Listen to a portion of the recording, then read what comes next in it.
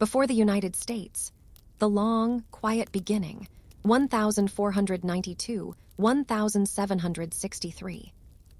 Native American civilizations. Early European exploration.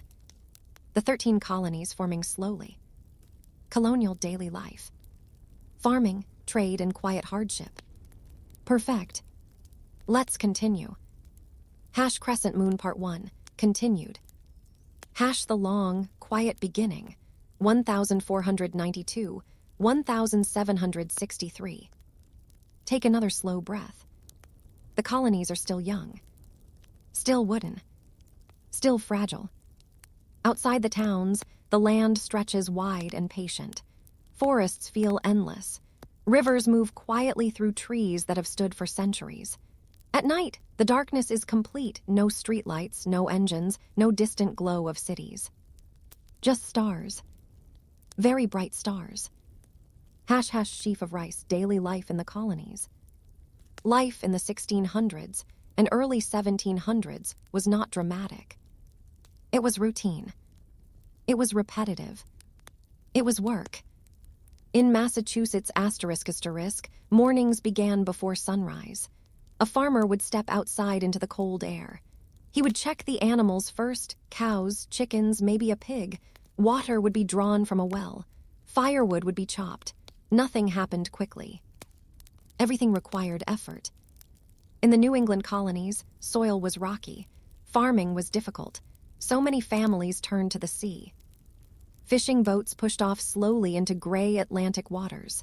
Cod became important, very important.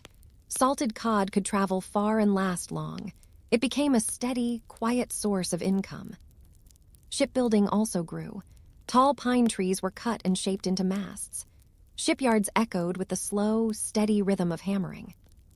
Further south, in Virginia and South Carolina life looked different. Large plantations stretched across flat land. Tobacco in Virginia, rice in South Carolina, later indigo. Plantations required labor.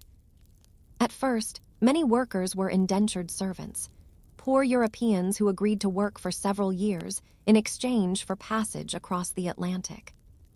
But over time, enslaved Africans were brought forcibly to the colonies.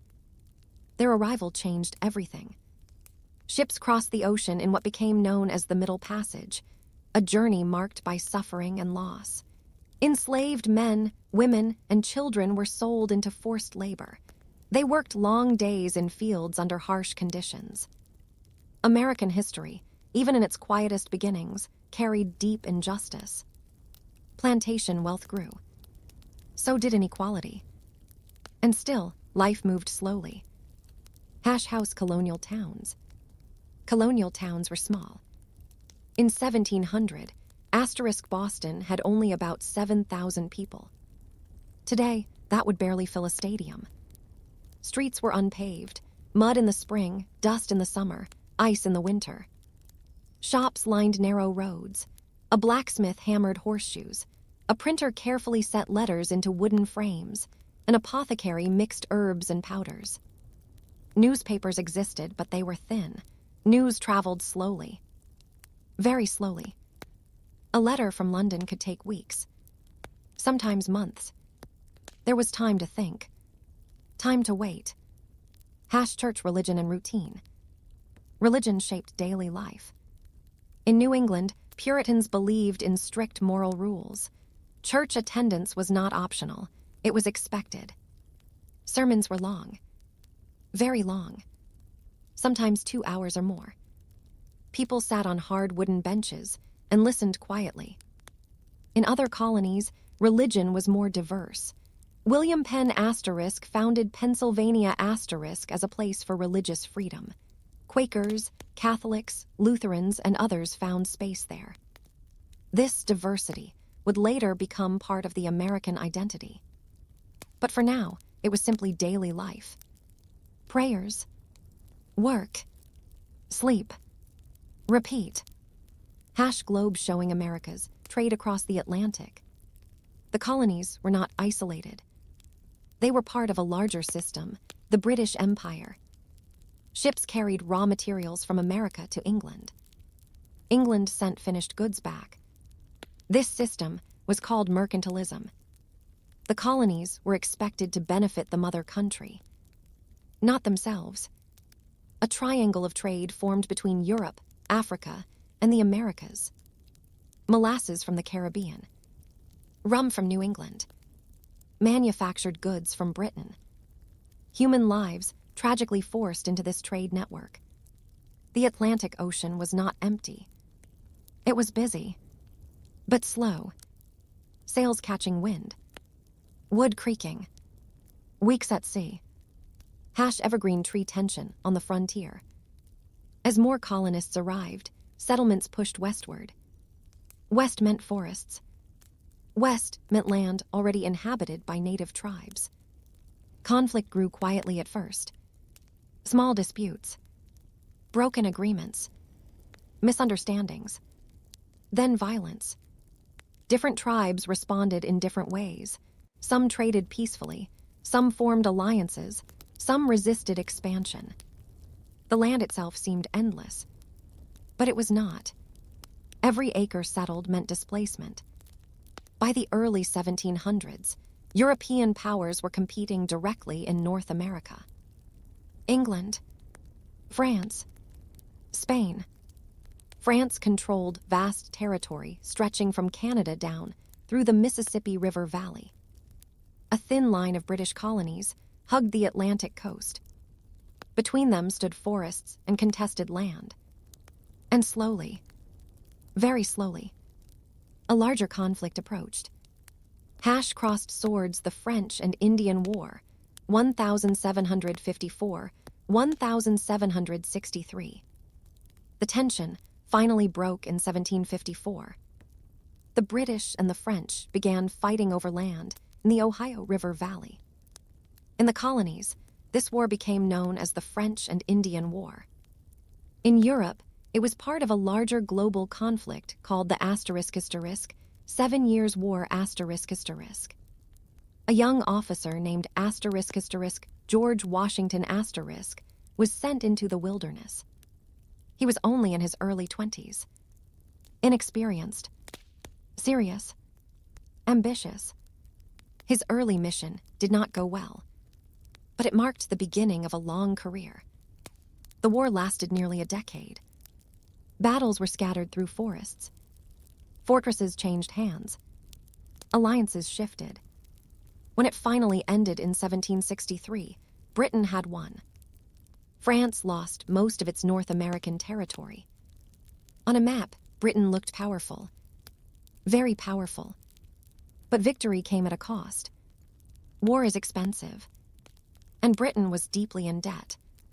The British government looked at the colonies and thought, they should help pay. After all, the war had protected them. So Parliament began considering taxes. New policies. New rules. Small decisions at first. Quiet decisions. But they would echo loudly. Because by 1763, something subtle had changed in the colonies. The colonists had grown. They had fought in the war. They had seen British officers up close. They had begun to see themselves not only as British subjects, but as something slightly different, something separate, still loyal, but aware. And awareness grows slowly, like a seed, like a thought, like a nation not yet born. The forests remain quiet. The lantern still glows in a small wooden home. But tension now rests gently in the air. Taxes are coming. Protests are forming. Voices are beginning to question authority. And the calm rhythm of colonial life is about to shift. Very slowly, very quietly, toward revolution. The American Revolution and the slow birth of a nation, 1763-1800. The long, quiet beginning, 1492-1763. Take a slow breath. Let your shoulders relax. Tonight, we travel back, very far back before the United States existed, before there were highways, before cities, before the sound of traffic. Back to a land that was wide, quiet, and patient. Long before the year 1492, long before European ships crossed the Atlantic Ocean, North America was already alive. Not empty, not silent, but alive in a different way. Forests stretched for miles, rivers moved slowly, the wind crossed endless plains, and across this vast land lived millions of Native Americans. They did not call it America. They had their own names, their own languages, their own stories. Some lived in the forests of the Northeast. Tribes like the Iroquois built longhouses made of wood and bark. They formed alliances. They held meetings. They lived in organized communities. Further south, in warm climates, other tribes farmed corn, beans, and squash. In the Southwest, the Pueblo people built homes from clay and stone, stacked carefully beneath the desert sun. And in the Great Plains, tribes followed the movement of buffalo herds across open grasslands. Life moved slowly. It followed the seasons. Spring meant planting. Summer meant tending crops. Autumn meant harvest. Winter meant survival. Days were filled with small routines: cooking, hunting, weaving, repairing tools. There were no clocks. Only sunrise and sunset. No emails. No engines. Only wind and footsteps. For thousands of years, this rhythm continued. Until something changed. In 1492, a sailor from Spain named Christopher Columbus sailed west across the Atlantic Ocean. He believed he was heading toward Asia. He was not. Instead, he reached islands in the Caribbean. And slowly, very slowly, Europe began to realize that an entirely new land existed across the ocean. Ships followed. Spanish explorers came first. They searched for gold. They searched for glory. They searched for land. Names like Hernan, Cortés and Francisco Pizarro became known in history, though their journeys were far to the south in Mexico and Peru. But their actions changed the entire continent. Disease traveled with them. Smallpox, measles, illnesses unknown to Native Americans. Entire villages disappeared. Not in battle, but quietly, over time. And still, the land remained vast. In the early 1600s, other European countries grew interested. England watched Spain grow powerful. France sent traders north into Canada. And in 1607, something important happened. The first permanent English settlement in North America was founded. It was called Jamestown *. It was not easy. The settlers were not farmers. Many were gentlemen searching for wealth. They expected gold. They found mosquitoes. They expected riches. They found hunger. Winters were harsh. Food was scarce. Many died. But tobacco changed everything. A man named John Rolfe successfully grew tobacco as a cash crop. And suddenly, Jamestown survived. Ships began arriving regularly. Tobacco became profitable. Land became valuable. Plantations expanded. And slowly, more colonies formed. In 1620, a small ship called the Mayflower crossed the Atlantic. On board were English religious separatists, later known as the Pilgrims. They landed far north of Virginia, in a place they named Plymouth *. Their first winter was cold, very cold. Nearly half of them died. But they endured.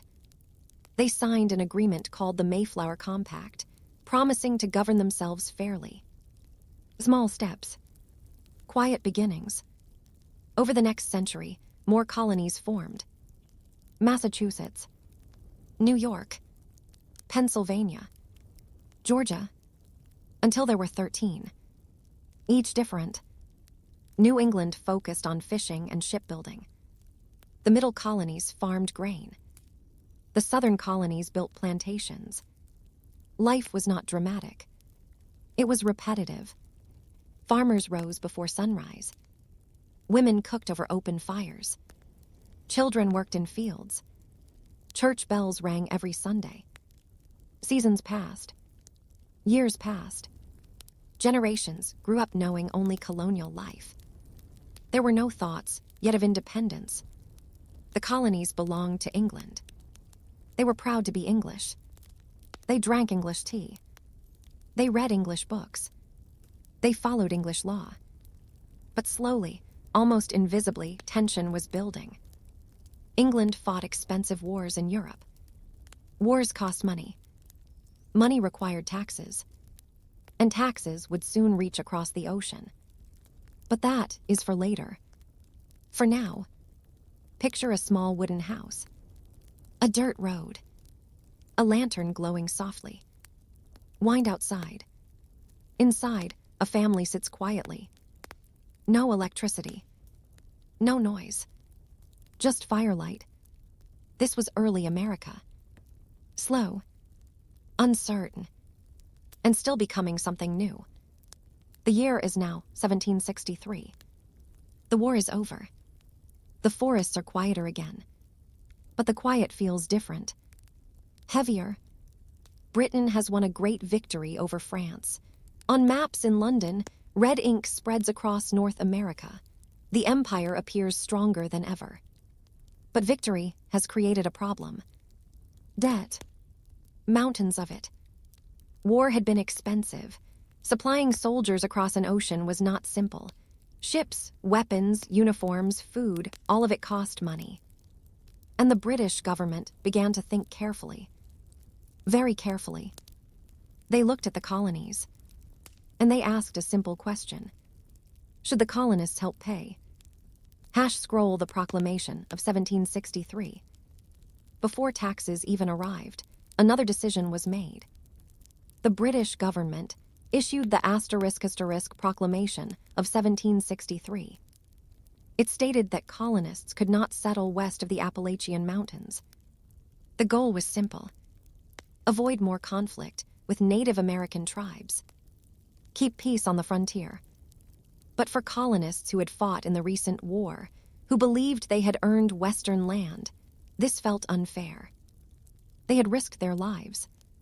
And now they were told to stay put. Many ignored the rule. The Appalachian Mountains did not move. But neither did ambition. Moneybag the Stamp Act, 1765. 2 years later came something new. Something small but powerful. The * Stamp Act ***. It required colonists to pay a tax on printed materials. Newspapers. Legal documents. Playing cards. Even pamphlets. Every official piece of paper needed a government stamp. The tax itself was not enormous. But the principle mattered. The colonists had no representatives in the British Parliament. No voice. Yet they were being taxed. And slowly, a phrase began to appear in conversations, newspapers, and taverns. No taxation without representation. The words were not shouted at first. They were discussed, debated, printed carefully. In Boston, a lawyer named Samuel Adams began organizing resistance. Groups formed. One became known as the Sons of Liberty. They were not a formal army, not yet revolutionaries, just colonists who felt uneasy. Protests started small. Effigies were hung. Tax collectors were harassed. Crowds gathered. The British government watched carefully. The Stamp Act caused more anger than expected. Merchants boycotted British goods. Newspapers criticized Parliament. For the first time, the colonies acted together. Not as 13 separate places, but as one.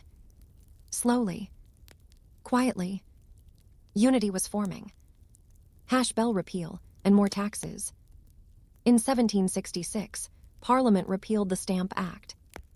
Relief spread. Celebrations were held. Church bells rang. But the calm did not last. Soon came the Townshend Act's asterisk. New taxes on imported goods. Glass. Paint. Paper. Tea. Again, the taxes were not crushing. But they were symbolic. British soldiers were sent to Boston to maintain order. Red coats walking through narrow colonial streets. Muskets resting on shoulders. Boots striking cobblestone. For many colonists, this was unsettling. Boston was not a battlefield. It was a town. A small town. And yet soldiers now stood guard. Snowflake the Boston Massacre, 1770. Tension built slowly. Snow fell one cold evening in March 1770. A crowd gathered. Angry words were exchanged. Snowballs were thrown. Stones followed. In the confusion, British soldiers fired. 5 colonists died. The event became known as the * Boston Massacre, ***. The name itself carried weight. Was it a massacre? Was it panic? Opinions differed. But the image spread. Engravings were printed. Stories were told. The colonies grew more suspicious. More cautious. More aware. Still not at war. But drifting toward it. Teacup without handled tea in protest. For a short time, tensions eased. Some taxes were repealed. Except one. The tax on tea remained. In 1773, Parliament passed the * Tea Act ***. It actually lowered the price of tea. But it kept the tax. To Britain, this seemed reasonable. To many colonists, it felt like a trap. Accept the cheap tea. Accept Parliament's right to tax. And so, in December 1773, colonists in Boston made a decision. They disguised themselves, boarded ships, and dumped 342 chests of tea into Boston Harbor. This became known as the * Boston Tea Party ***. The tea floated. The harbor smelled faintly bitter. The message was clear. Lock the intolerable X. Britain responded firmly. Very firmly. In 1774, Parliament passed a series of laws the colonists called the Intolerable Acts. Boston Harbor was closed. Massachusetts' self-government was limited. British authority tightened. Instead of calming the situation, it unified the colonies further. Delegates gathered in Philadelphia for the First Continental Congress. They did not yet declare independence. They still hoped for reconciliation. They sent petitions to the king. They asked for fairness. But trust was fading. Slowly. Inevitably. Sunrise over mountains, the quiet before war. In towns across the colonies, daily life continued. Farmers planted crops. Blacksmiths hammered iron. Children studied reading and writing. But underneath the routine, something had shifted. Militias began training. Gunpowder was stored. Messengers rode between towns. Lanterns were placed in church towers. The air felt different, like the moment before a storm. Still, heavy, waiting. In April 1775, British troops marched toward Concord, Massachusetts. They intended to seize colonial weapons. But writers spread the word. One of them was Paul Revere ***. The British are coming, the warning spread. And at Lexington, shots were fired. The American Revolution had begun. And so, the long, quiet colonial beginning ends here. For more than 150 years, the colonies had grown slowly. Wooden houses, small farms, quiet churches, printed pamphlets, gentle routines. But now, the rhythm would change. The spring air in Massachusetts feels cool. There is mist in the early morning. The year is 1775. But before the first full battles begin, before armies line up in formation, there is waiting. So much waiting. Ordinary days with uneasy thoughts. In a small farmhouse outside Lexington a family rises before sunrise. The father pulls on heavy boots. The mother stirs ashes in the fireplace to bring the morning fire back to life. A child carries water from the well. The chickens must still be fed. The cows must still be milked. Even when history feels close. Cows do not stop needing milk. Corn does not stop growing. Life continues. But conversations are different now. At the breakfast table, there is talk of British troops, of gunpowder stores, of meetings held in town halls. Men gather more often in taverns. Not loudly, not wildly, but seriously, thoughtfully, carefully. They speak about rights, about Parliament, about the king. They speak about what might happen next. And then they finish their drink and go home, because morning comes early. The militia. In villages across Massachusetts, small groups of men gather in open fields. They practice standing in lines. They practice loading muskets. They practice turning and firing. They are not professional soldiers. They are farmers, blacksmiths, shopkeepers, teachers, but they call themselves Minutemen, ready at a minute's notice. Their uniforms are not identical. Some wear brown coats. Some wear gray. Some wear whatever they own. Their muskets are worn but functional. The drills are slow, sometimes awkward, but steady. They do not yet know if they will truly fight. They hope not. Many still hope for peace. They still consider themselves British subjects. They still speak English, still read English books, still pray for peace. But they also feel something new. Responsibility. # Boston under watch. In Boston *, tension is thick. British soldiers remain stationed in the city. Their red coats stand out sharply against the wooden buildings. Their presence is constant. Boots on cobblestone. Drums in the distance. The harbor remains important. Ships still come and go. But trade is strained. Some merchants struggle. Some shops close early. The harbor that once smelled of salt and fish now also carries memory of tea floating in dark water. Families speak quietly at night. Candles flicker. The future feels uncertain. Sunrise over mountains, the road to Concord. On April 18, 1775, British General ** Thomas Gage gives an order. Troops are to march from Boston to Concord.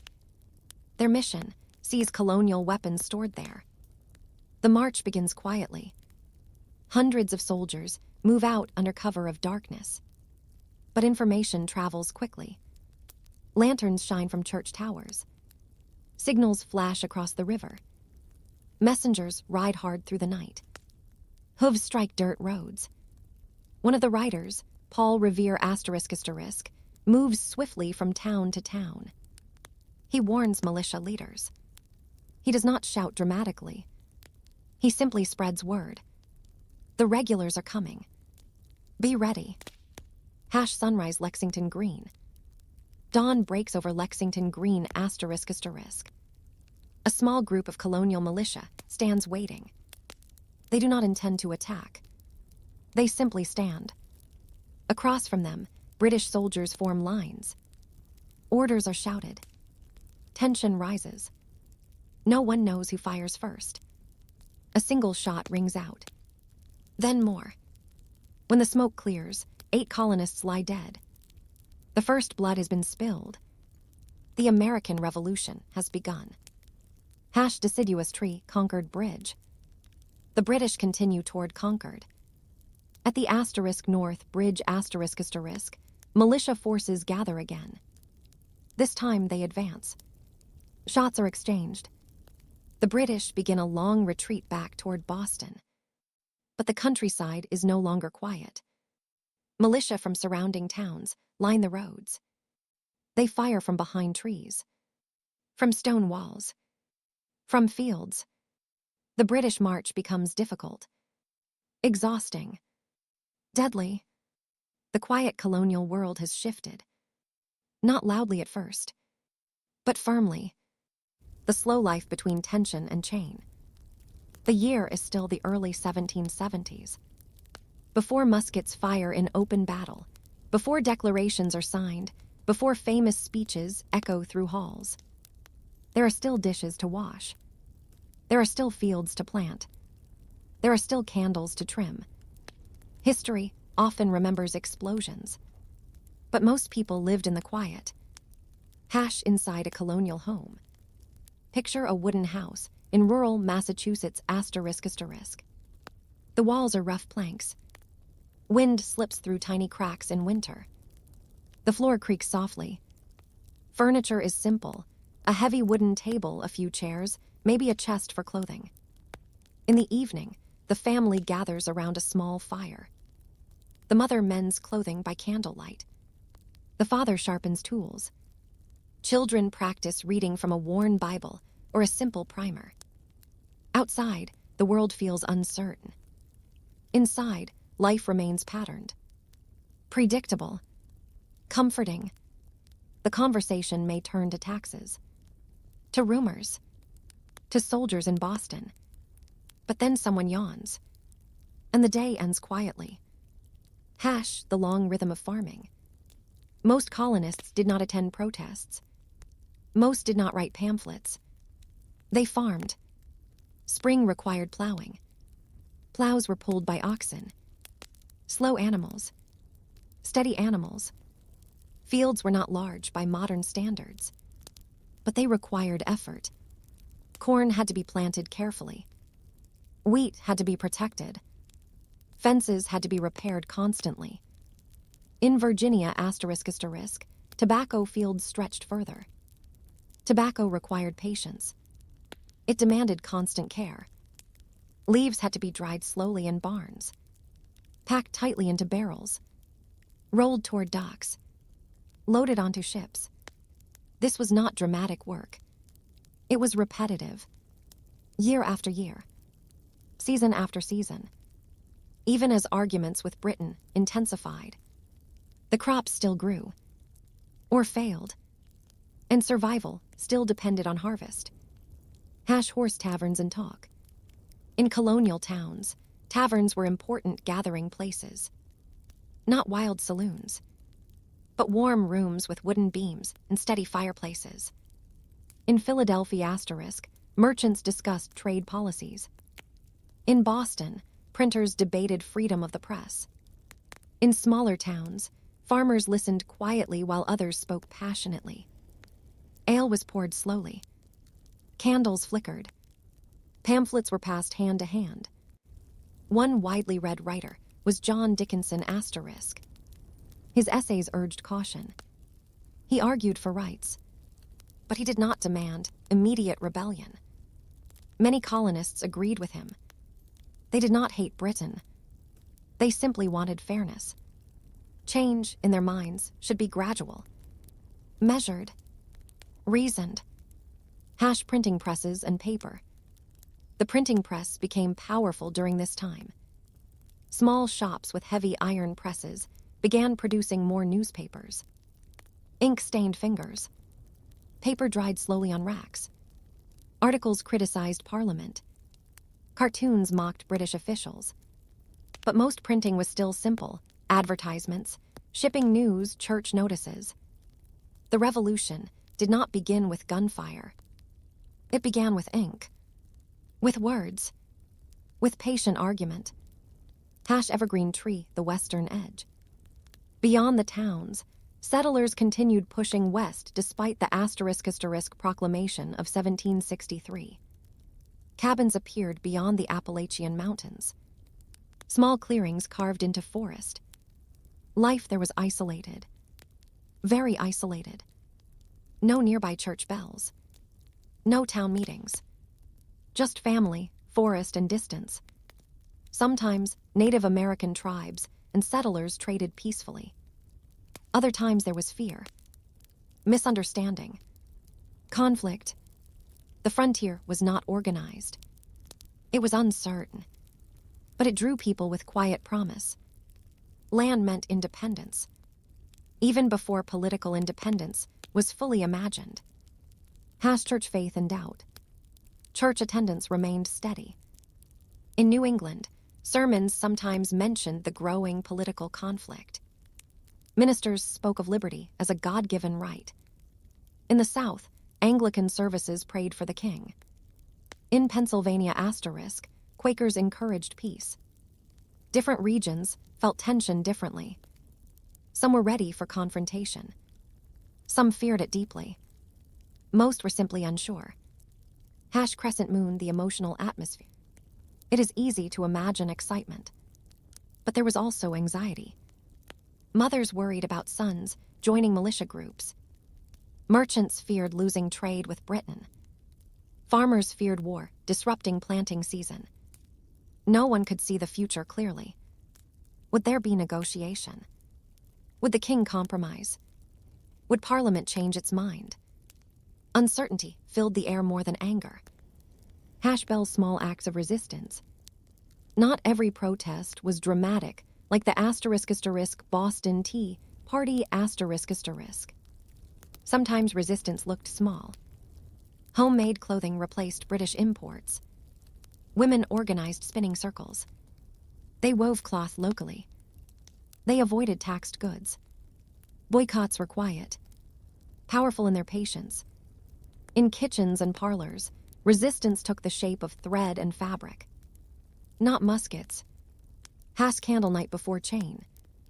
In many towns, lantern light glowed longer than usual. Meetings ran late.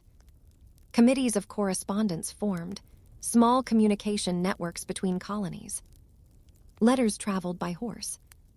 Slowly, carefully, the colonies were learning to speak to one another, to think together, to respond together. Unity did not appear suddenly. It developed like roots underground. Invisible at first, strong later. Water waved the edge of transformation. By early 1775, tension was no longer distant. It was near. Gunpowder was stored secretly. Militia lists were updated. Yet daily life still continued. Children still chased chickens. Fathers still repaired fences.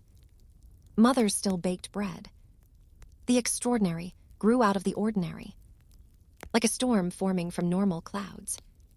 And when the first shots were fired at Lexington Green, they did not end the quiet life overnight. They simply changed its direction. The American Revolution and the slow birth of a nation, 1775, 1800.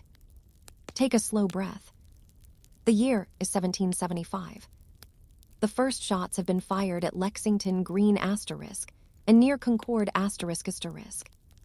But war does not instantly feel like war. It feels like confusion, like uncertainty, like waiting. Sunrise over mountains after Lexington and Concord. News spreads slowly through the colonies. Riders carry messages from town to town. Church bells ring. Militia gather. But there is still hesitation. Many colonists do not yet speak of independence. They speak of rights, of fairness, of loyalty to the king, but not to Parliament. The idea of becoming a completely separate nation still feels large, heavy, almost unimaginable. Classical Building, the Second Continental Congress. In May 1775, delegates gather again in Philadelphia ***. This meeting becomes known as the Second Continental Congress. The room is warm. Windows are cracked open. Paper rustles softly. Men in formal coats sit in wooden chairs. Among them is John Adams ***, and Thomas Jefferson ***. and Benjamin Franklin ***. They do not smile often. The situation is serious. Outside, armed conflict has begun. Inside, they debate what to do next. One decision becomes clear. If there is to be fighting, there must be leadership. They choose a tall Virginian. Quiet, steady, experienced. George Washington *** is appointed commander of the Continental Army. He does not celebrate. He accepts with calm gravity. He understands the burden. The Continental Army. The army is not polished. It is not uniform. Men arrive with different coats, different muskets, different levels of training. Some are farmers who left fields half-planted. Some are artisans who left workshops unfinished.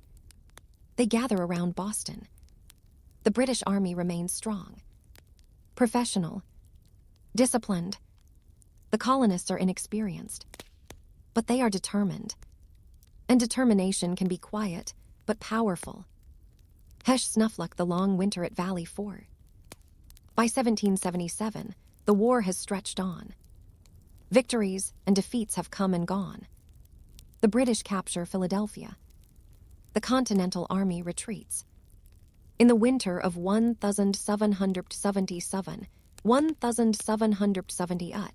Washington's army camps at Valley ***. The cold is severe.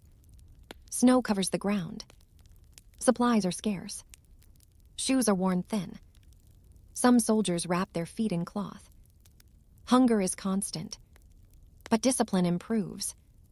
A European officer named ***, Frederick Wilhelm von Steuben trains the troops carefully.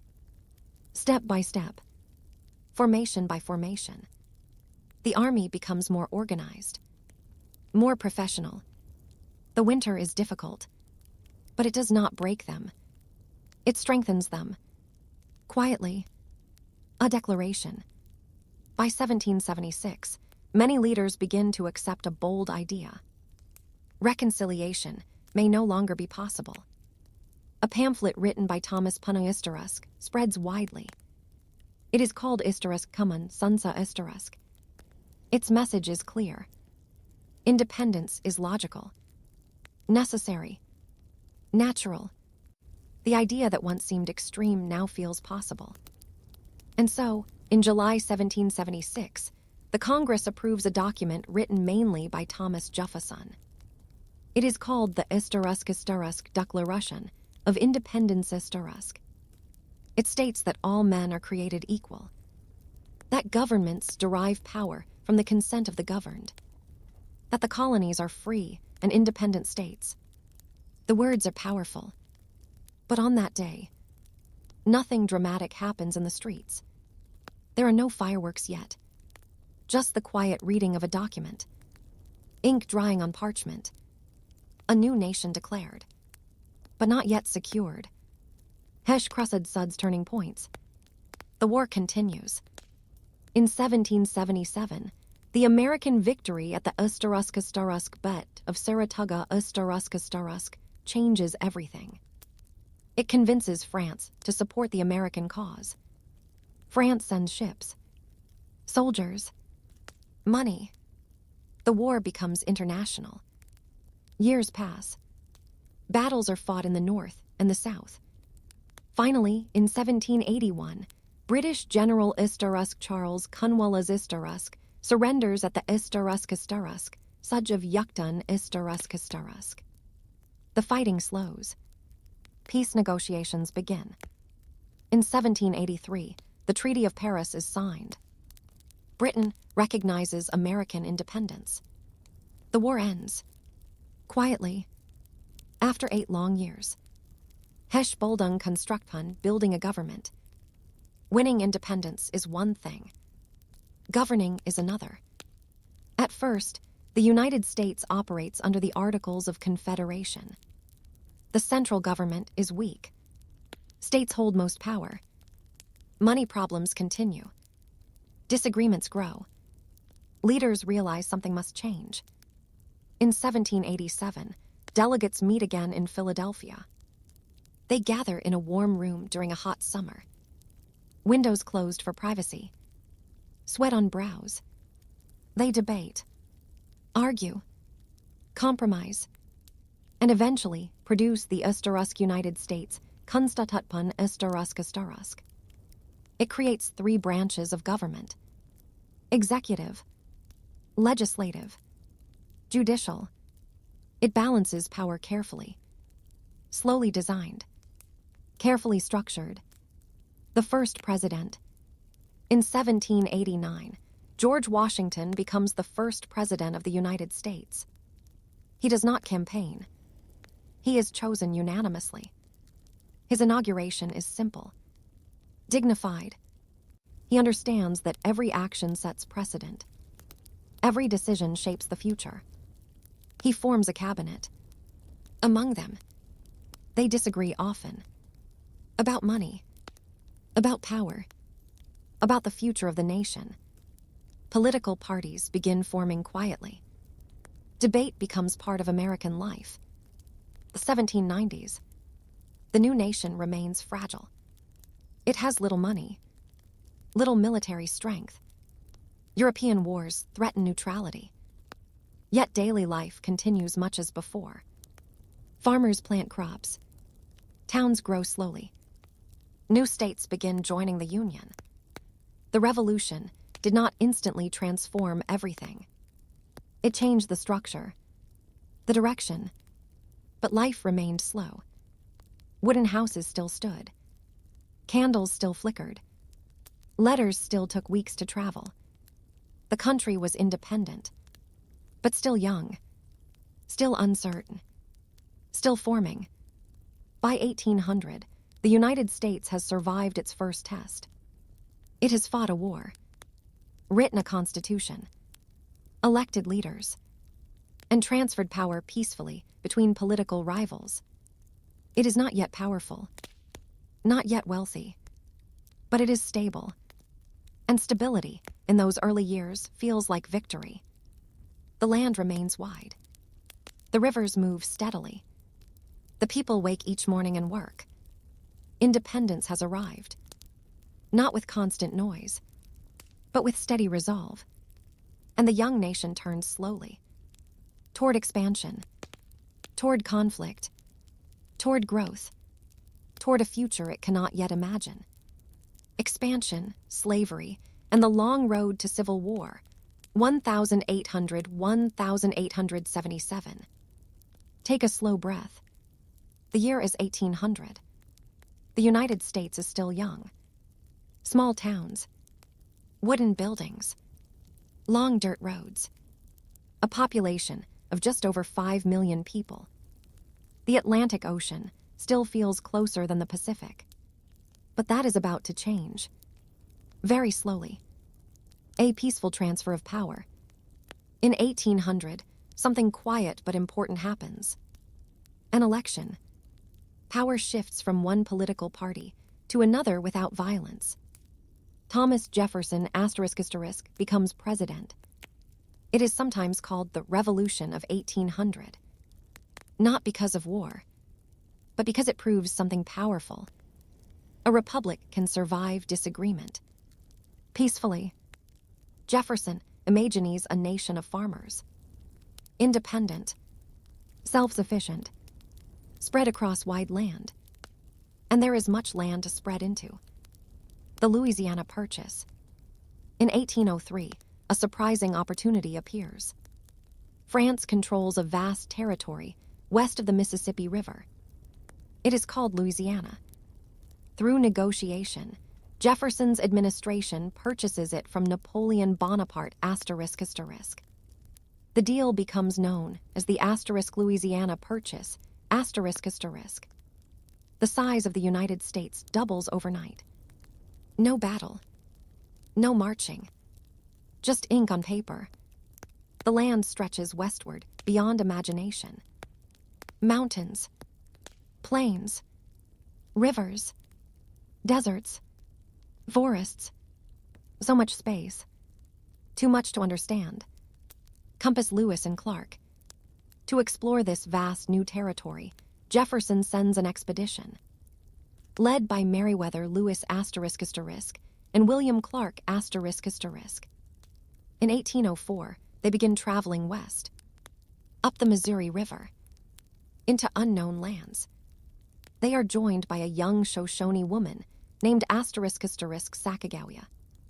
She helps guide them, helps them communicate, helps them survive. The journey takes over 2 years.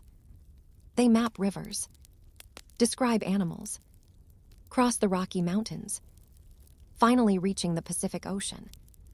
Their expedition does not bring immediate settlement, but it opens imagination. The West is no longer a mystery. It is possible. #locomotive the slow push west. Over the next decades, settlers begin moving. Covered wagons creak along dusty trails. Families pack belongings into small wooden boxes. They travel weeks, sometimes months, seeking farmland, opportunity, space. The idea of manifest destiny grows, the belief that Americans are destined to expand across the continent. It sounds confident, certain, but the reality is slower, harder. The journey west is not glamorous. It is exhausting, dangerous, quiet. # the growing divide over slavery. As new territories form, a question rises again and again. Will slavery be allowed there? In the South, slavery is deeply tied to agriculture, especially cotton. After the invention of the cotton gin by Eli Whitney ***, cotton production increases dramatically. Plantations grow. Enslaved labor expands. In the North, slavery gradually declines. Industry grows. Factories rise. Cities expand. 2 different economic systems begin forming. 2 different visions of America. In 1820, a compromise is reached. The Missouri Compromise * allows Missouri to enter as a slave state. Maine enters as a free state. A line is drawn across the map. North of it, slavery is restricted. South of it, permitted. It seems like a solution, but it is temporary. Very temporary. #fire tension increases. As decades pass, more territories seek statehood. Each time, debate grows louder. The * compromise of 1850 * attempts another balance. California enters as a free state, but the Fugitive Slave Act becomes stricter, forcing escaped enslaved people to be returned. Even in free states, this creates anger in the North, fear in the South. Trust erodes. Slowly. # the Kansas-Nebraska Act. In 1854, the * Kansas-Nebraska Act * allows settlers to decide by vote whether to permit slavery. This idea, popular sovereignty, sounds democratic, but it leads to violence. In Kansas, pro-slavery and anti-slavery settlers clash. The territory becomes known as Bleeding Kansas. The divide is no longer theoretical. It is physical. #top hat Abraham Lincoln. Amid growing tension, a tall lawyer from Illinois rises in prominence. Abraham Lincoln ***. He speaks calmly, clearly. He opposes the expansion of slavery. In 1860, he is elected president. Southern states fear that their interests will no longer be protected. One by one, they begin to secede from the Union, forming the Confederate States of America. Led by Jefferson Davis ***. The nation splits. Quietly at first. On paper. But soon on battlefields. # crossed swords the Civil War. In April 1861, Confederate forces fire on Fort Sumter ***. The Civil War begins. It will last 4 long years. Brother against brother. State against state. The war is devastating. The deadliest conflict in American history. Battles at places like Battle of Gettysburg leave thousands dead. Fields once quiet with crops become fields of smoke. Railroads carry soldiers. Factories produce weapons. The war touches nearly every family. # emancipation. In 1863, Lincoln issues the *** Emancipation Proclamation, ***. It declares enslaved people in Confederate-held territory free. It does not immediately end slavery everywhere, but it changes the purpose of the war. It becomes not only about union, but about freedom.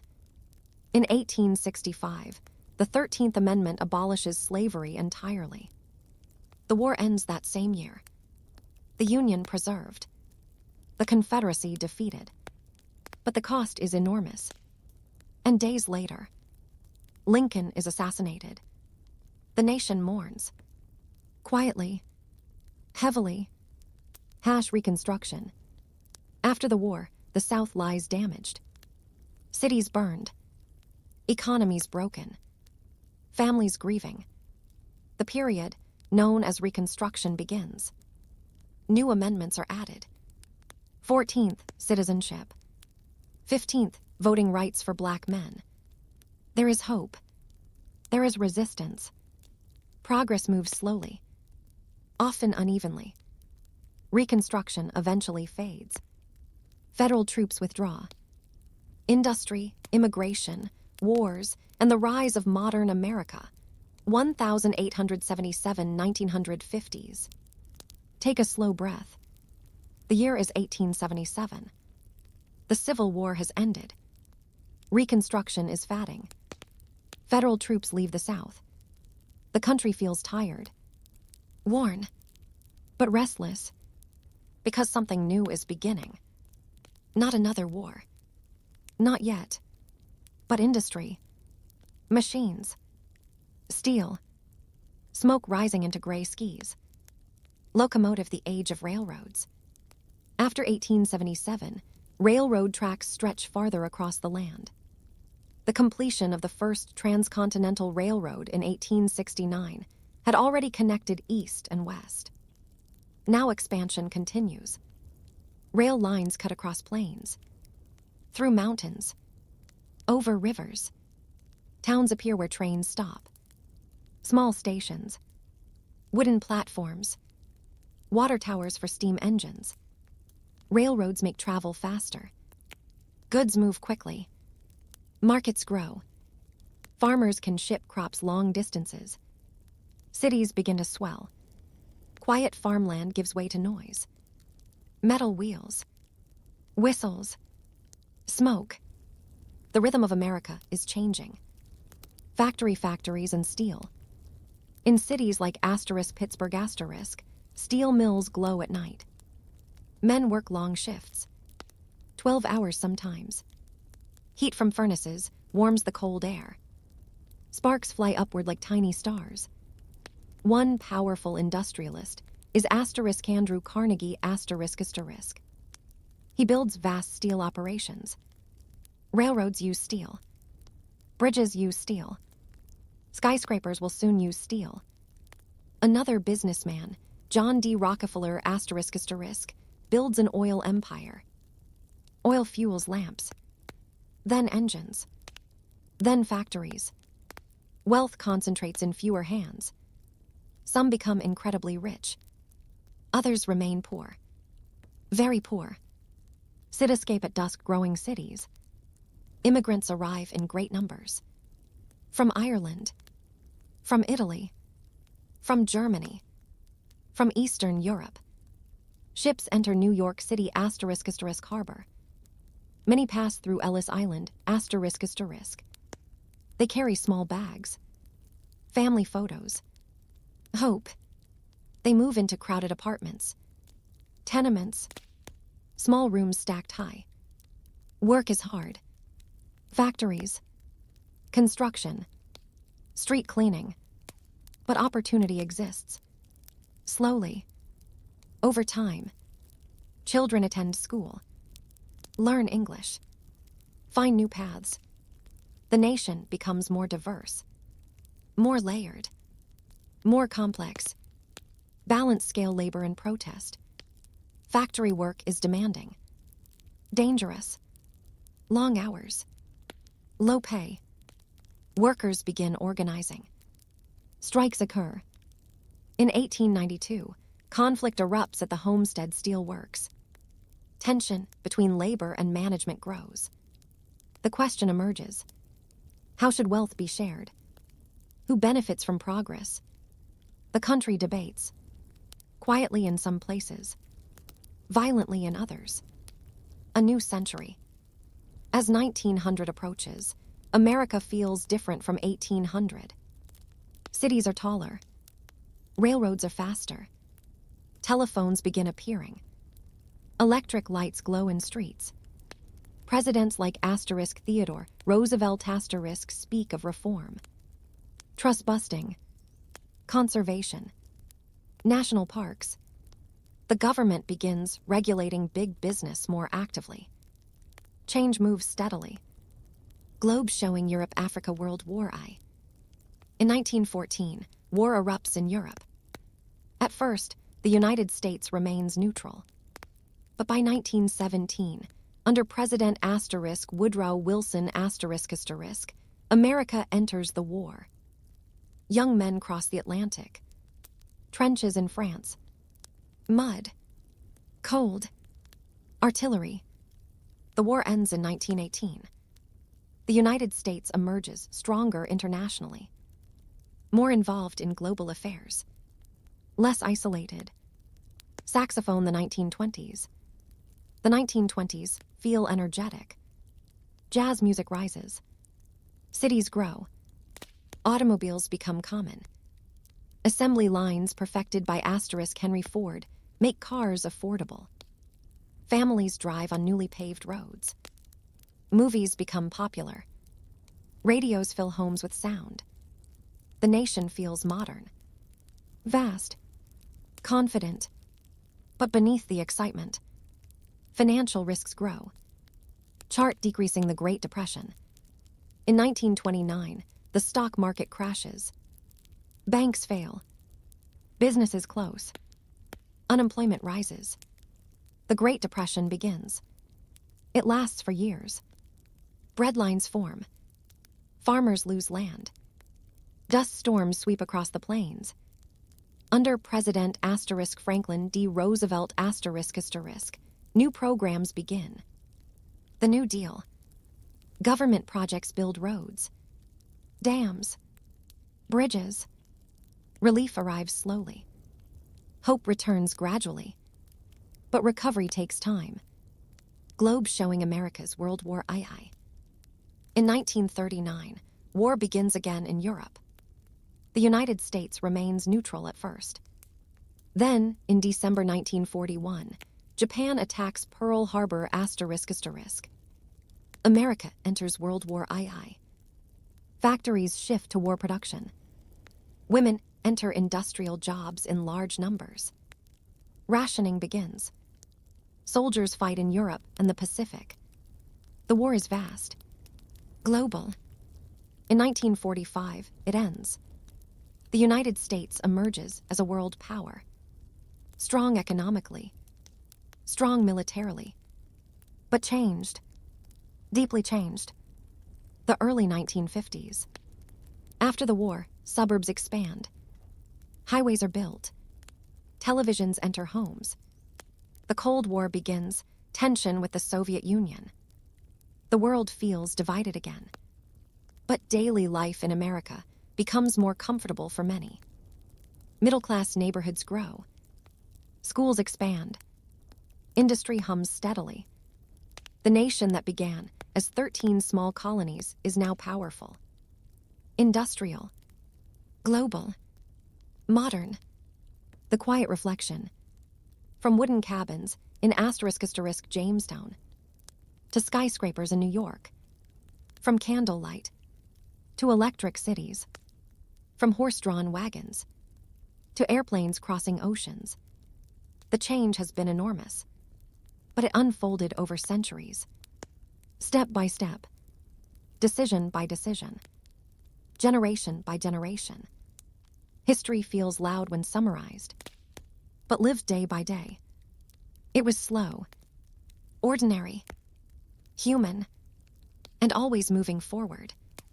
Settle in. Slow breathing. Heavy eyelids. We begin very, very gently.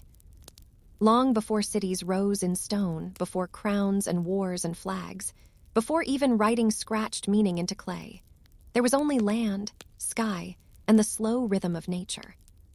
Human beings did not yet call themselves citizens. They were not kings, not soldiers, not emperors. They were simply wanderers. For tens of thousands of years, humanity moved quietly across the earth. Small groups followed rivers. They followed animals. They followed seasons. Life was not fast. It was not loud. It was steady. Morning meant light. Night meant dark. Winter meant cold. Summer meant warmth. There were no calendars, no clocks ticking on walls. Time was measured by the moon's return and the slow migration of herds. And so history, real history, begins not with war, but with waiting. The first settlements. Around 10,000 BCE, something slow and quiet began to change. Ice sheets retreated. The climate softened. Grasses grew thick across valleys. Wild wheat rippled in the wind. Some humans noticed something important. Seeds dropped into soil, grew again. It seems simple to us now, but at that moment it was revolutionary. Instead of following food, food could be encouraged to grow nearby. Not immediately, not dramatically, slowly. Families began staying longer in one place. They built simple homes from mud and reeds. They stored grain. They domesticated animals, first goats, then sheep.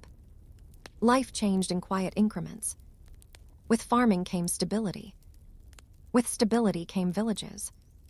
With villages came complexity. And complexity is where history begins to stretch. The rise of the first cities. As centuries drifted by, some villages grew larger. Very slowly, they became cities. In river valleys, where soil was rich and water dependable, the first civilizations formed. Fields needed irrigation. Irrigation required planning. Planning required cooperation. Cooperation required leadership. Leadership required authority. And so the first rulers emerged. Not always kings at first. Sometimes elders, sometimes priests, sometimes the strongest among them. But power, once introduced, rarely disappears. Cities built walls. Walls required labor. Labor required organization. Writing began as accounting. Small symbols pressed into clay recorded grain, livestock, trade. Writing was not poetry yet. It was inventory. But even inventory changes the world.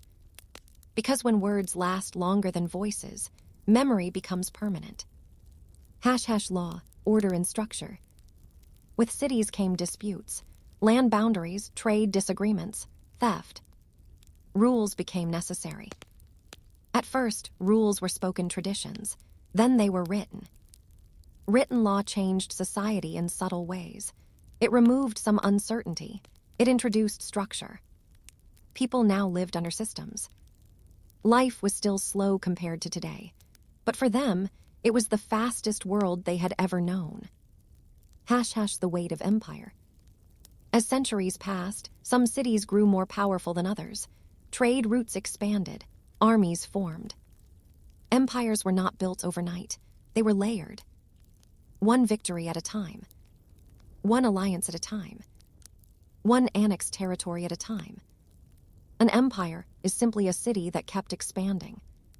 But expansion brings strain. The larger the territory, the more roads required.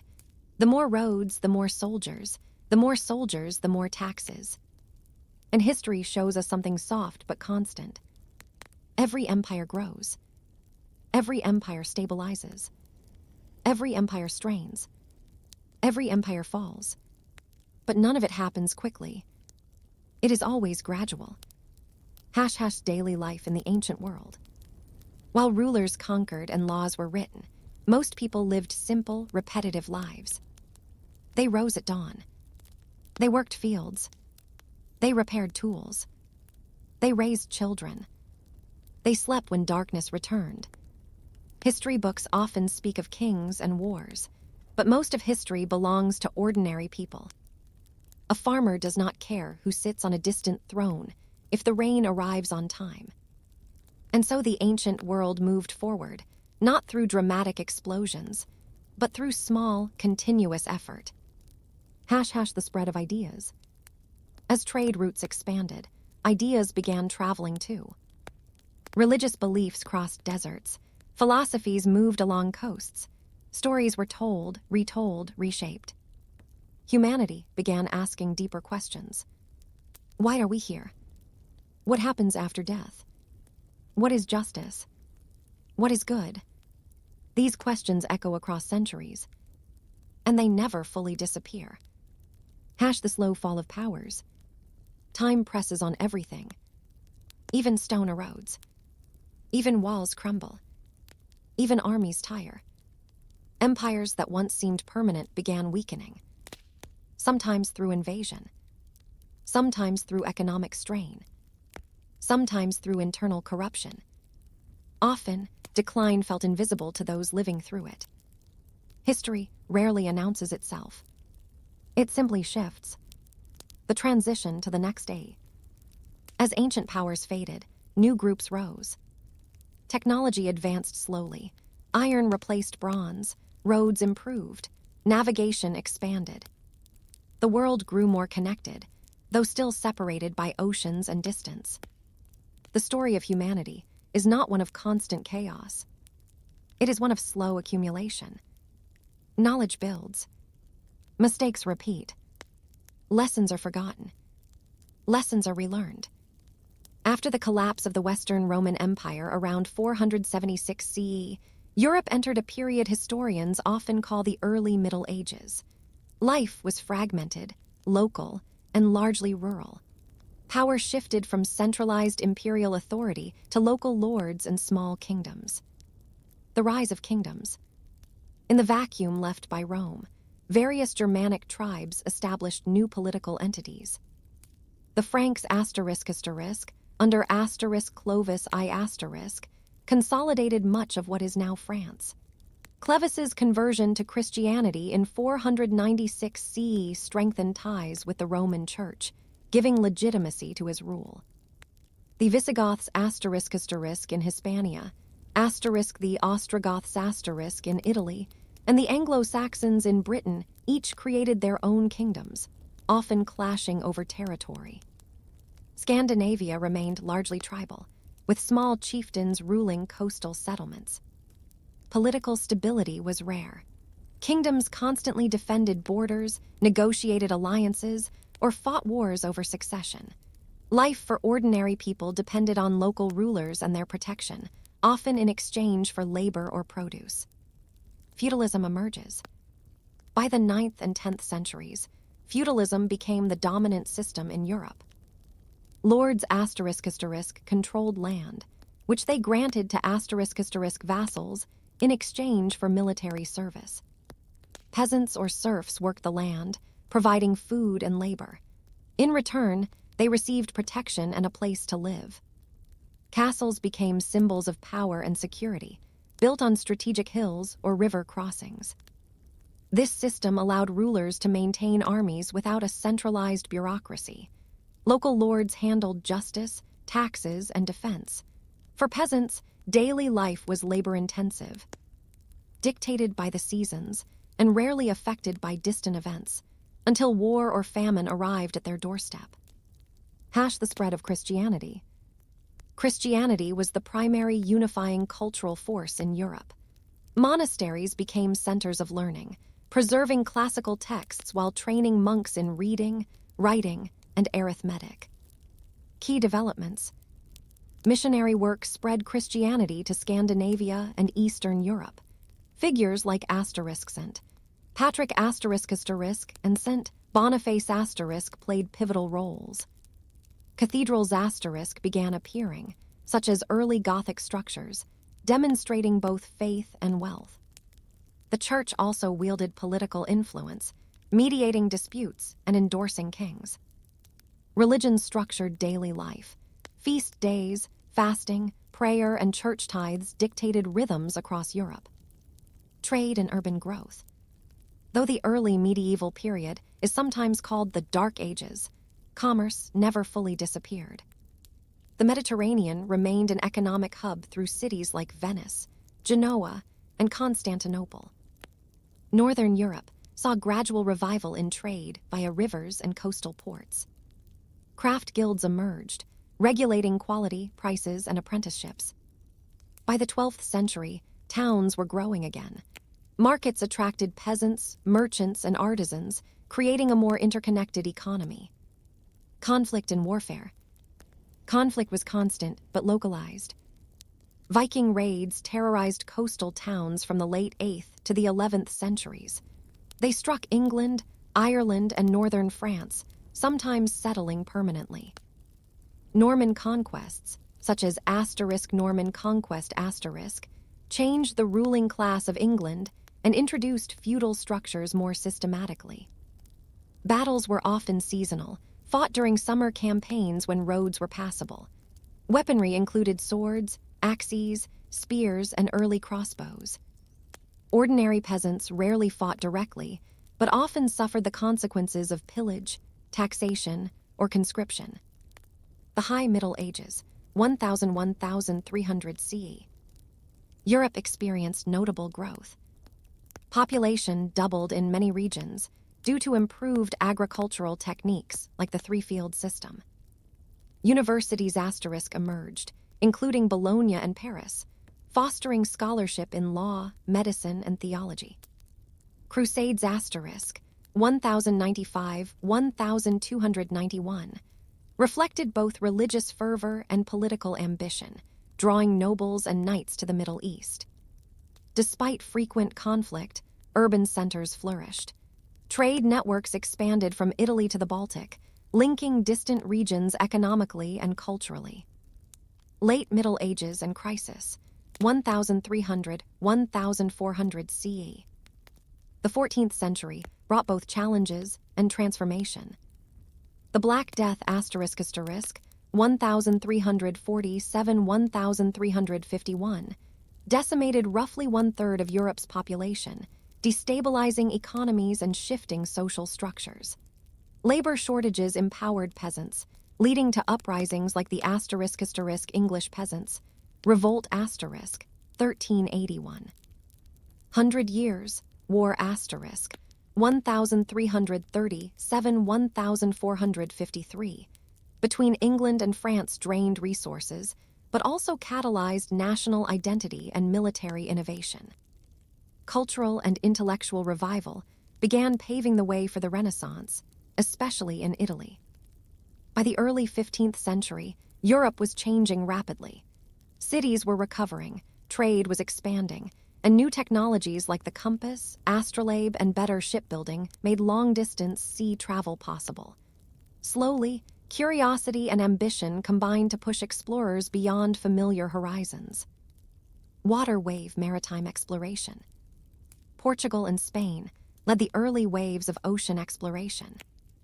Prince Henry the Navigator ** of Portugal sponsored expeditions along the west coast of Africa. Sailors mapped coasts, established trading posts, and brought back gold, ivory, and spices.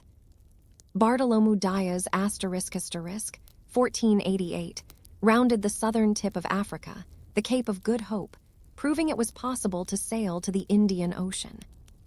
Vasco da Gama * 1497–1499 reached India, opening direct trade routes for Europe and bypassing overland routes dominated by Middle Eastern powers.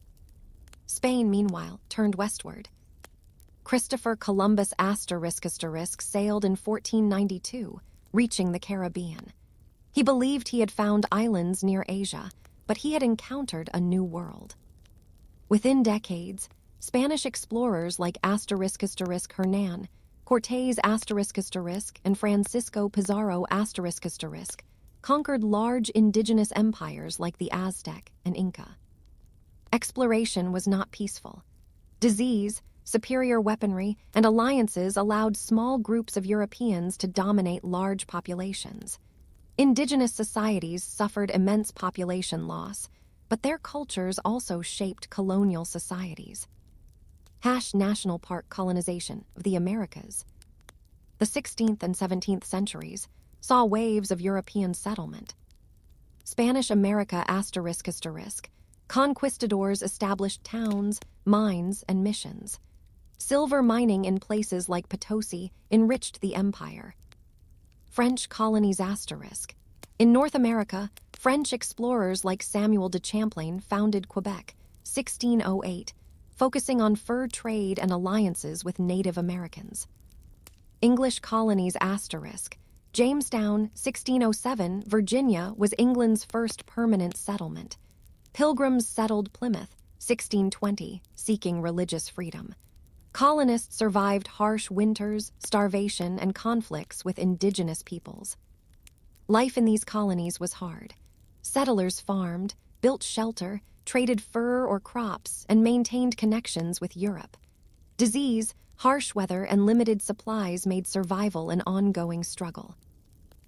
Cross-swords conflict and resistance. Colonial expansion inevitably caused tension. Indigenous resistance occurred frequently, from raids to organized warfare. European rivals often clashed over territory. Spain, France, and England disputed control of the Caribbean, North America, and coastal trade. Early settlers built forts and alliances to survive in uncertain environments. Despite these challenges, colonies persisted and slowly grew. Trade expanded to include sugar, tobacco, and later, cotton. Plantations depended on enslaved labor, first indigenous, then increasingly African. Seedling economic systems. The Atlantic world became interconnected. Triangular trade * linked Europe, Africa, and the Americas. European goods went to Africa, enslaved Africans to the Americas, and raw materials back to Europe. Sugar, tobacco, and cotton became central commodities. Wealth concentrated in merchant and planter elites, while laborers, indentured or enslaved, faced harsh conditions. Coastal cities like ***, Seville ***, Lisbon ***, and later Boston ***, thrived as trade hubs. Commerce drove colonial policies and European wars, making the economy a constant backdrop to political and social change. Globe showing Europe-Africa cultural exchange. Colonization brought more than conflict and economics. Crops like maize, potatoes, and tomatoes traveled from the Americas to Europe, Asia, and Africa. Horses, cattle, and wheat moved westward, transforming landscapes and livelihoods.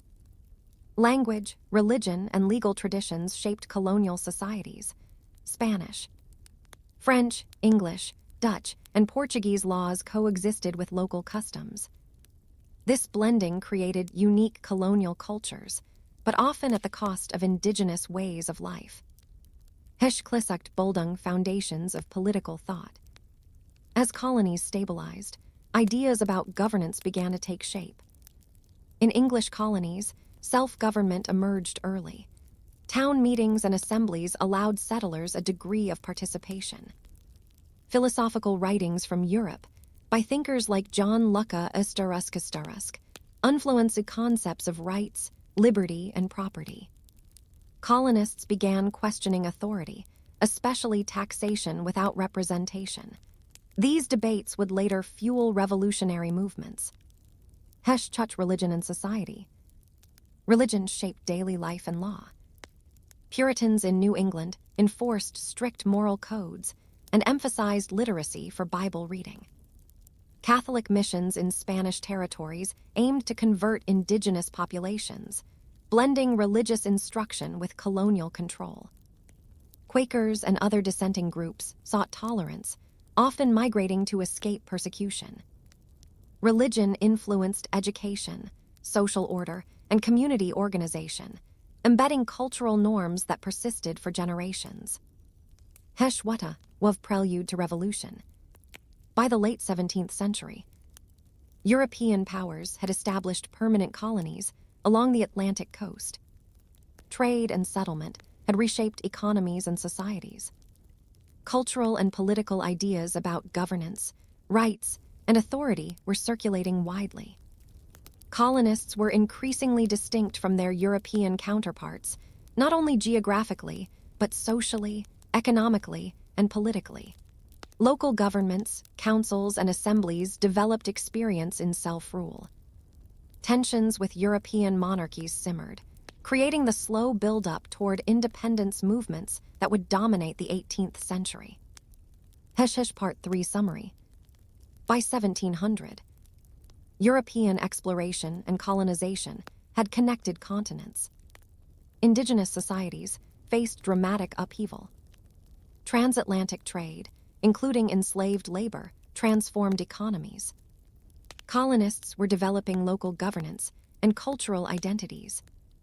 The stage was set for revolutionary thought, population growth, and conflicts that would define the 18th century.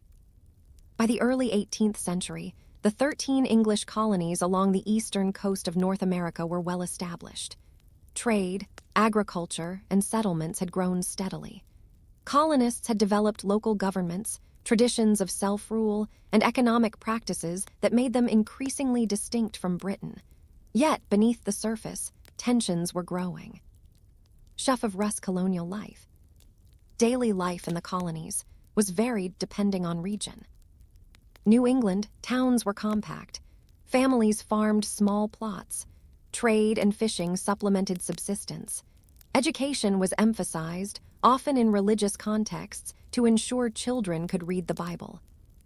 Middle Colonna's Estarusk. Fertile soil supported grain farming. Cities like Estarusk, Philadelphia became trade hubs. Artisans, merchants, and laborers contributed to a diverse economy.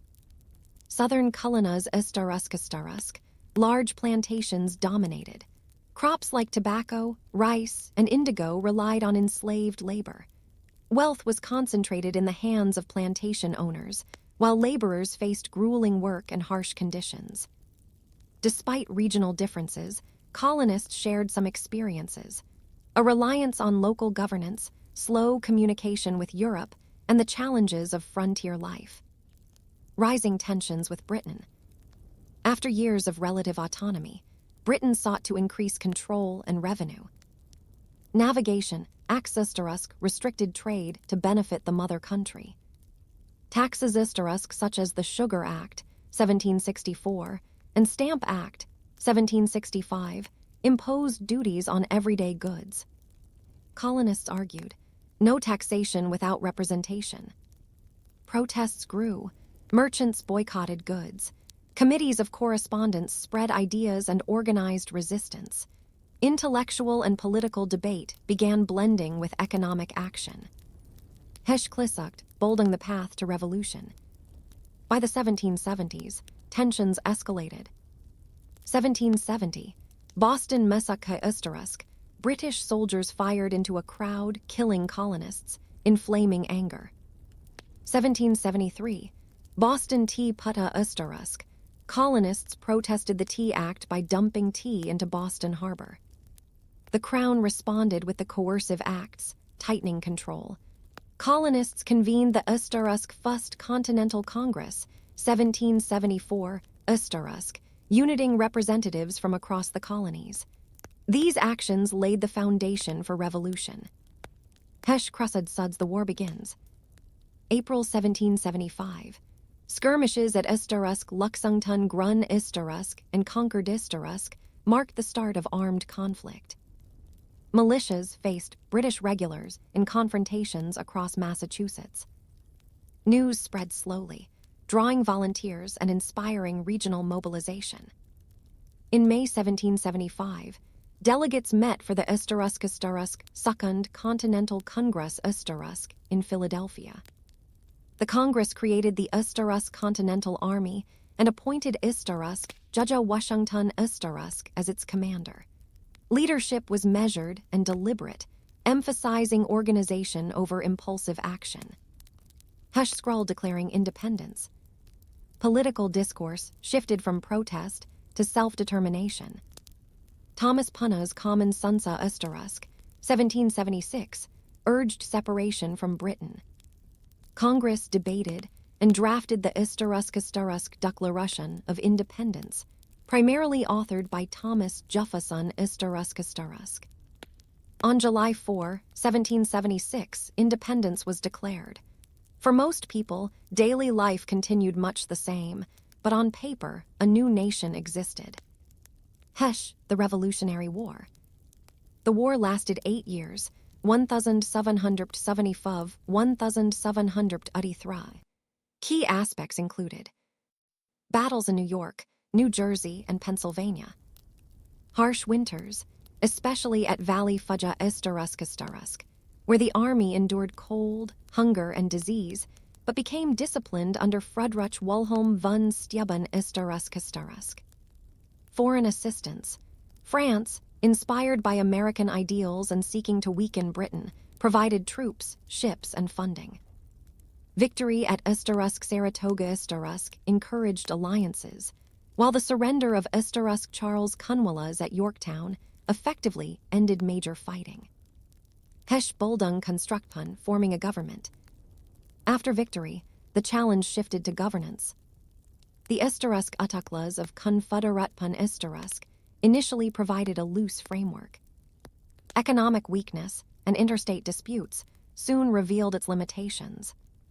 In 1787, delegates gathered for the Østerrøsk United States Konstitutpun Østerrøsk. It established 3 branches: executive, legislative, judicial. Checks and balances. Federal supremacy over states. By 1789, Østerrøsk Judge Washington Østerrøsk became the first president, setting precedents for the fledgling republic. Hesh early republic challenges. The 1790s saw the nation confronting economic stabilization. Alexander Hamilton Østerrøsk promoted federal assumption of state debts and creation of a national bank. Political division. Federalists versus Democratic Republicans, led by Thomas Jefferson Østerrøsk, debated power, finance, and foreign policy. Territorial expansion. Northwest Ordinance, settlement of new territories, and relations with Native Americans. Despite difficulties, the country survived and slowly solidified national identity. By 1800, the United States had fought a war and achieved independence. A constitution and functioning government provided a framework for stability. Political parties emerged, shaping debates for generations. Expansion and population growth set the stage for the 19th century. The foundation for modern America was established, built on revolution, experimentation, and careful governance. Perfect. Let's continue with expansion, slavery, and the Civil War, 1800–1877, in full detail. By 1800, the United States was still a young nation. Its population was around 5 million, and most people lived within a few hundred miles of the Atlantic coast. Yet, beyond rivers and mountains, vast lands awaited settlement, shaping the nation's growth and its divisions. Waldmep Louisiana Purchase and westward expansion. In 1803, Louisiana Purchase Østerrøsk doubled the size of the country. Negotiated with Napoleon Bonaparte Østerrøsk, it opened millions of acres for farming and settlement. Lewis and Clark, led by Murrawoth Lewis Østerrøsk and William Cluck Østerrøsk, explored the territory 1800–1806, mapping rivers, mountains, and wildlife. Settlement followed slowly. Families traveled in covered wagons, relying on rivers, trails, and guidance from guides such as Østerrøsk Sekagawa. Westward movement brought opportunity, but also conflict with Native Americans, who were gradually displaced from ancestral lands. The slavery debate. As new territories opened, the question of slavery's expansion became central. Cotton Østerrøsk production skyrocketed after Østerrøskili Wutna Østerrøsk developed the cotton gin, making processing faster. The Missouri Compromise, 1820, allowed Missouri as a slave state and Maine as a free state, drawing a line across the continent. North of it, slavery restricted. South of it, permitted. Compromise temporarily eased tensions, but could not prevent growing sectional differences. Each new territory and state reignited debates. Hushed of the Kansas-Nebraska Act and Bleeding Kansas. In 1854, the Estarusk Kansas-Nebraska Act Estarusk allowed settlers to choose whether to permit slavery, popular sovereignty. Violence erupted in Kansas between pro-slavery and anti-slavery settlers. The term Bleeding Kansas emerged as armed clashes and lawlessness spread. These events signaled that peaceful compromise was failing. The nation was heading toward conflict. Top hat Abraham Lincoln and the election of 1860. A lawyer from Illinois, Abraham Lincoln rose to national prominence opposing the expansion of slavery. Lincoln's election in 1860 triggered secession in the South. 11 Southern states formed the Confederate States of America led by Jefferson Davis The nation was divided. Words became threats. Compromise was no longer sufficient. Crossed swords Civil War, 1861, 1865. War began in April 1861 at Fort Sumter Major battles occurred at Gettysburg Antietam and Vicksburg Soldiers endured harsh conditions: mud, cold, disease, and shortages. The war's death toll made it the deadliest in American history. The Emancipation Proclamation, 1863, issued by Lincoln, declared enslaved people in Confederate territory free, shifting the war's focus from Union to freedom. Scroll Reconstruction, 1865, 1877. After the Confederate surrender in 1865, the 13th Amendment abolished slavery. The 14th Amendment guaranteed citizenship. The 15th Amendment protected voting rights for black men. Reconstruction attempted to rebuild the South politically, economically, and socially. Federal troops enforced laws, but resistance and discrimination persisted. By 1877, federal troops withdrew, ending Reconstruction. Southern states imposed Jim Crow laws, creating a system of racial segregation that would last for decades. Sunrise over mountains economic and territorial growth. Despite internal conflict, the nation continued to expand. Railroads stretched westward, connecting new territories and markets. Agriculture and industry grew, particularly in the North. Immigration increased, bringing laborers and cultural diversity to cities and frontier settlements. The United States was larger, more populous, and more industrialized than at the century's start, yet deeply divided socially and politically. Part 5 Summary. By 1877, the United States had nearly doubled in size. Slavery was abolished, but racial and sectional tensions remained. Westward expansion and industrial growth reshaped society.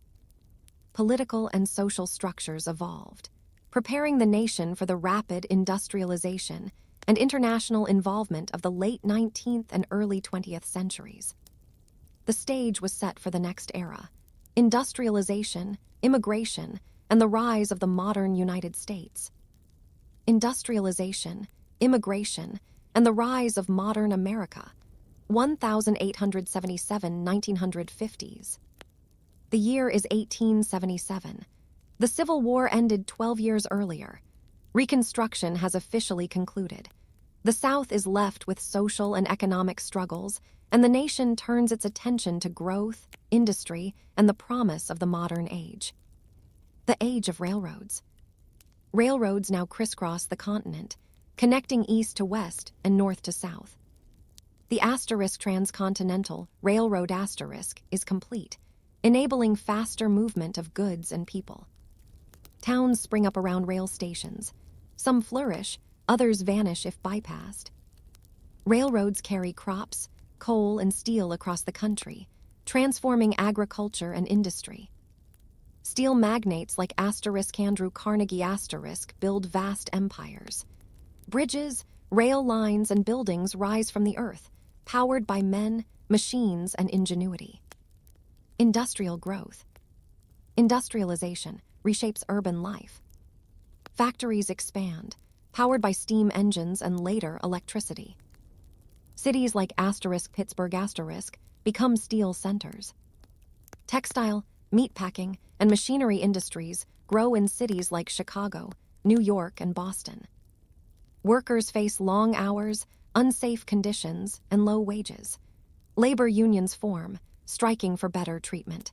Conflicts such as the Homestead Strike of 1892 highlight tensions between labor and management. Cityscape at dusk immigration and urbanization. Millions arrive from Europe. Irish, Italians, Germans, and Eastern Europeans seek opportunity in factories and cities. Ellis Island in New York serves as the entry point for millions. Immigrants often live in crowded tenements, working long hours, but gradually integrate into American society. Urban life is noisy, crowded, and fast-paced compared to rural communities. Streetcars, electric lights, and skyscrapers define the modern cityscape. Balance scale social reform and labor movements. Industrial growth brings inequality. Social reformers advocate for public education, better sanitation, and child labor laws. Organizations such as the Knights of Labor and the American Federation of Labor, AFL, seek workers' rights. Progressive-era leaders like Theodore Roosevelt promote government regulation, antitrust actions, and conservation initiatives. Reform shapes the nation's political and social structures, aiming to balance wealth, labor, and justice. Globe showing America's America enters world affairs. World War I. Initially neutral, the U.S. enters in 1917 under Woodrow Wilson ***. Soldiers fight in Europe. The economy shifts to support the war effort. The Treaty of Versailles and Wilson's 14 points attempt to reshape global politics. The 1920s. Jazz music rises. The Harlem Renaissance flourishes culturally. Henry Ford's assembly line revolutionizes automobile production. Cities grow, radios spread information, and consumer culture develops. Beneath the prosperity, economic risks grow, setting the stage for the Great Depression. Chart decreasing the Great Depression. Stock market crashes in 1929. Banks fail, unemployment rises. Franklin D. Roosevelt New Deal introduces federal programs for relief, recovery, and reform. Public works projects, dams, bridges, roads, employ millions. The nation struggles but gradually recovers, laying the foundation for post-war prosperity. Globe showing America's World War II. The U.S. initially remains neutral, entering in 1941 after the attack on Pearl Harbor ***. Industry converts to war production. Women enter the workforce in unprecedented numbers. Soldiers fight across Europe and the Pacific. By 1945, victory positions the U.S. as a global superpower. After the war, America experiences economic expansion, suburban growth, and the beginning of the Cold War. Post-war America, late 1940s, 1950s. Middle-class neighborhoods expand. Highways and automobiles transform cities and suburbs. Television becomes a primary medium for news and entertainment. International influence grows, and the U.S. becomes a leader in politics, economy, and culture. Industrialization, immigration, war, and reform have transformed the country. From a largely rural, post-Civil War nation, the United States emerges as a modern, industrial, global power. Part 6 summary. By the 1950s, railroads, factories, and cities define economic life. Immigrants fuel population growth and cultural diversity. Labor movements and political reforms improve rights and working conditions. Wars and economic crises shape international power and domestic policy. Contemporary America, 1950s, present. By the 1950s, the United States had emerged from World War II as a global superpower. Its economy was strong, cities and suburbs expanded, and technological innovation reshaped daily life. Yet, beneath the surface, the nation faced profound social, political, and cultural changes. The Cold War era, 1947–1991. After WWII, tensions with the Soviet Union escalated into the Cold War, a global struggle of ideology, influence, and nuclear deterrence. The Marshall Plan rebuilt Europe economically, aligning many countries with Western ideals. Conflicts like the Korean War, 1950–1953, reflected the U.S. policy of containment. Nuclear weapons created both fear and deterrence. The arms race defined military strategy. Events such as the Cuban Missile Crisis, 1962, brought the world perilously close to nuclear war. Diplomacy, espionage, and military preparedness dominated American politics for decades, shaping foreign policy and domestic concerns. Post-war prosperity and suburban growth. The 1950s and 1960s marked a period of domestic economic expansion. Suburbs expanded rapidly, fueled by affordable housing and automobile access. Interstate highways connected cities, spurring commerce and travel. Television entered homes nationwide, influencing culture, politics, and family life. Consumer goods, appliances, and automobiles transformed the American lifestyle. This era established patterns of economic growth and middle-class life that would endure for generations. Civil rights movement. While prosperity grew, racial inequality persisted. African Americans, especially in the South, faced segregation under Jim Crow laws. Leaders like Martin Luther King Jr. advocated nonviolent protest. Landmark events. Montgomery bus boycott, 1955–1956. March on Washington, 1963. Landmark legislation. Civil Rights Act, 1964, banned discrimination in employment and public facilities. Voting Rights Act, 1965, secured voting rights for African Americans. Other social movements emerged. Women's rights, Native American activism, Latino rights, and LGBTQ+ advocacy, gradually reshaping society. Technological and scientific advancement. The latter half of the 20th century saw rapid technological progress. Space exploration. Apollo 11 moon landing put humans on the moon. Computers.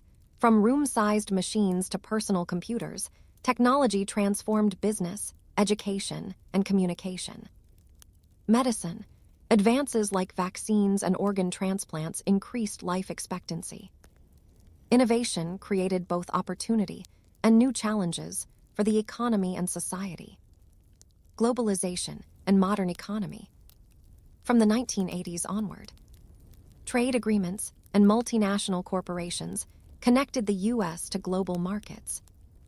Immigration increased from Asia, Latin America, and the Middle East, adding diversity to American culture. Urban centers evolved into hubs of finance, technology, and culture, while rural areas faced economic shifts. The United States balanced domestic concerns with international responsibilities, becoming deeply integrated into global networks. Balance-scale political shifts. Political history in this era was marked by alternating conservative and liberal administrations addressing economy, foreign policy, and social issues. Events like the Vietnam War, 1955–1975 Watergate scandal, 1972–1974 and 9/11 terrorist attacks, 2001, influenced national identity and policy. Debates over healthcare, education, environment, and civil rights remain central to American politics. Democracy endured despite crises, with elections, law, and civic participation shaping the country's path. Performing arts cultural transformation. American culture diversified. Music, art, and literature reflected social change, from rock and roll to hip-hop, from abstract art to film innovations. Media and technology accelerated the spread of ideas, shaping public opinion and trends.